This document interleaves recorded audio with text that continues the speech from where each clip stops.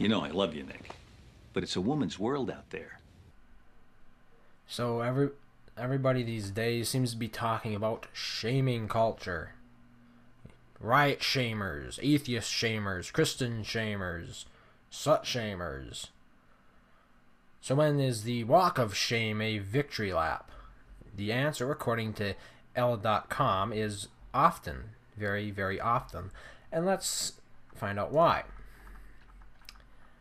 The writer says about a year ago, a male New York Times writer, because it's very important to know only a male would ever write something like this, regardless of the fact that statistics have shown that women generally more often will engage in slut shaming of other women than men. Whatever, okay. East Village sad girl taking a slice of broccoli white pizza home to her apartment. Hashtag the realness. Sad girl? Okay, first of all, eating is a basic function of survival. Men eat alone all the time, even sometimes gasp white pizza, and nobody seems to put them on suicide watch. This man wasn't really putting anyone on suicide watch. He was just commenting on what was happening around him, basically. It wasn't like he said, holy shit, call up the police, this woman's about to take her own life. I don't see the correlation there between his tweet and somebody who is about to put someone on suicide watch, or who has put someone on suicide watch. But this woman is sad, not to mention hashtag brave, because she's masterminding an elaborate plan to eat while presumably not in a social setting. She's taking her precious pizza to her apartment to avoid consuming food, solo, among other human beings. But even her own home isn't a safe zone for a single woman's mealtime, thanks to the lame trope that women who eat alone in their apartments are all, quote, eating their feelings. Now, what is really interesting about this is, yes, you are safe in your own home. It is a safe zone. No one forced her to go out and get pizza. She could have ordered in if she didn't want to see someone carrying the pizza. Didn't want someone to see her carrying the pizza home. Man. What's even more interesting, though, is I find that the author is more or less projecting her own values or feelings onto this individual who we obviously know very little, next to nothing about. The expression, quote-unquote, walk of shame, is gendered in a similar way. If a girl is walking home at 8 a.m. in a club dress and heels, people assume she's ashamed of it. Again, I think you're projecting your own set of values on it, or your own experiences onto this. You assume that people are ashamed of it, probably because you are ashamed of it. You see, people have different sets of values. I am, for example, a Christian might attempt to shame a non-Christian into being Christian, but that doesn't impact this other person if they are confident in their own ethics, in their morality. If they truly believe in what they're doing is correct and not evil, they will not feel any shame about the action. I feel this is more or less a high. It's indicative of peer pressure. Basically, you are straying outside the group think or the safety zone for the group, and therefore you feel shame about it. But like I said, it is not necessarily. It's relative. Okay, like I said. It depends upon the culture you grow up in and what kind of person you are, who you have as friends, etc., etc. So in other words, what one person considers shameful, another will find no shame in it whatsoever.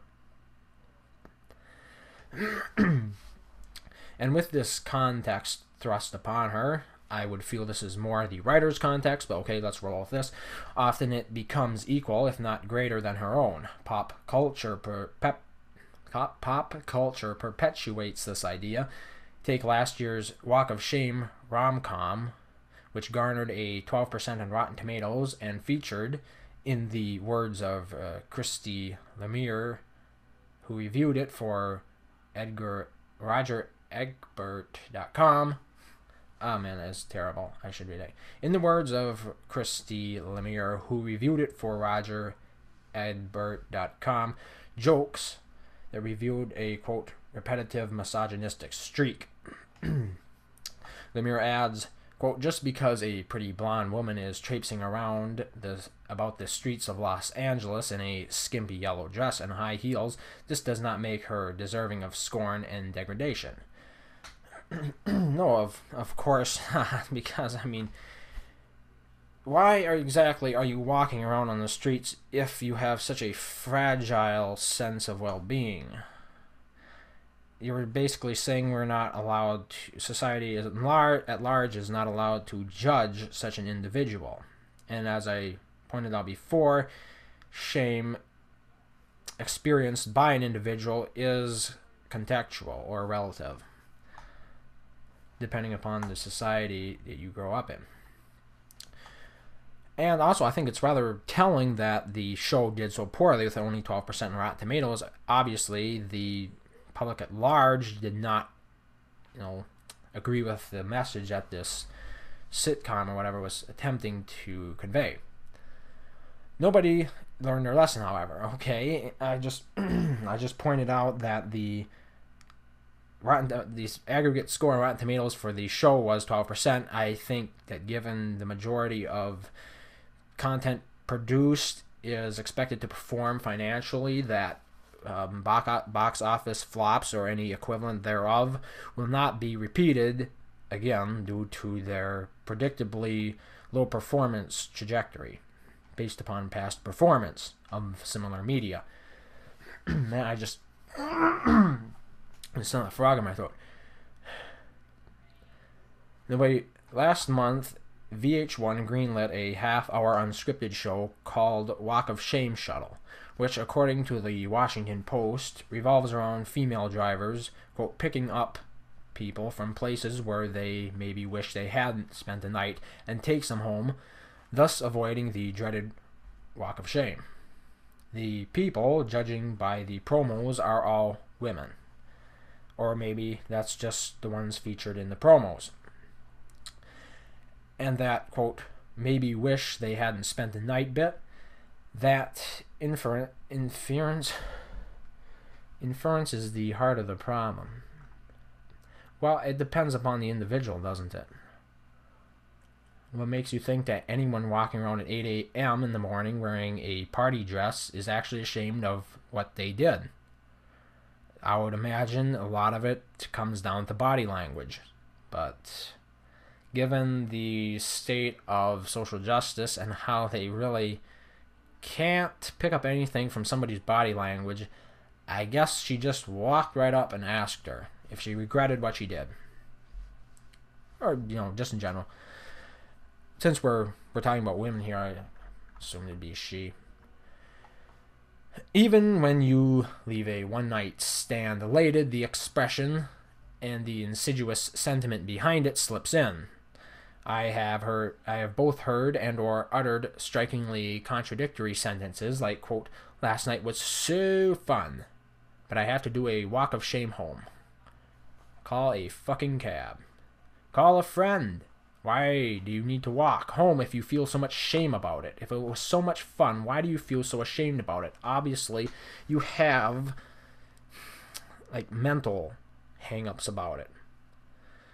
What is that called? Where you're repressed sexually or something. Often familiar with religious types who genuinely feel they committed a sin or something.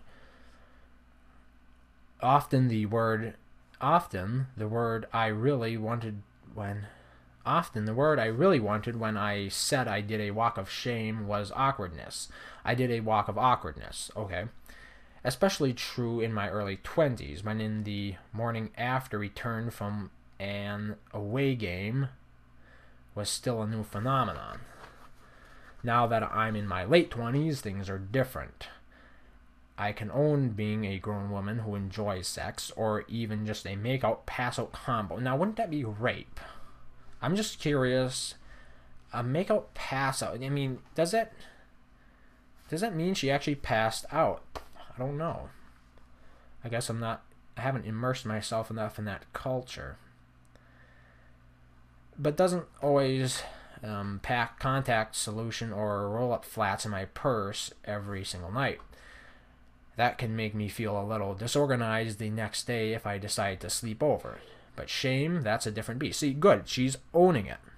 She realizes there was nothing to be ashamed about to begin with, and yet for some reason she felt the need to project her earlier feelings of shame onto a woman, or just your average woman, who is walking home in attire that might not be exactly appropriate for the time of day. I don't know. It's so ridiculous. I know because I have actually done walks of shame. Okay. There was a time when I took the path home from Jersey City in a party dress after spending the night for the upteenth time with a guy I really liked who had been telling me not to expect anything from him for over a year.